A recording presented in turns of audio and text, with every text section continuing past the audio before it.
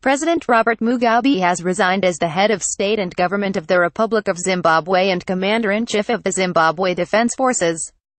He handed in his resignation to the Speaker of the National Assembly, Advocate Jacob Mudenda, this afternoon, leading to the adjournment of the joint sitting of members of the lower and upper houses to impeach him. Cde Mugabe's resignation is in line with Section 961 of the Constitution of Zimbabwe. Following the resignation, the Zimbabwe Defense and Security Services has appealed to all Zimbabweans across the political divide to exercise maximum restraint and observe law and order to the est. Addressing a media briefing in Harare today, Commander ZDF General Constantino Chiwenga made the appeal in Harare against the backdrop of the latest developments in Zimbabwe, which saw the President and Commander-in-Chief of the Zimbabwe Defense Forces, CDE Robert Mugabe, resigning. General Chiwenga said Zimbabwe's vaunted character and tradition as a peaceful and law-abiding nation must now show in practical terms through unconditional observance of the law. He added the country's security forces and law enforcement agencies will be out in force to ensure that law and order is observed, life and property are secured.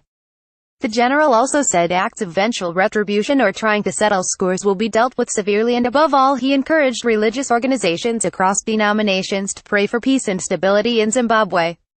In the same vein, General Chiwenga encouraged students to be well-behaved and concentrate on their studies, and further appealed to everyone to avoid abusing the social media or any other platform to inflame feelings or incite public disorder in the country. He also urged the business community to go about their normal operations as always. General Chiwenga added that the defense and security services expect maximum cooperation from all members of the public who must observe the country's laws to the est.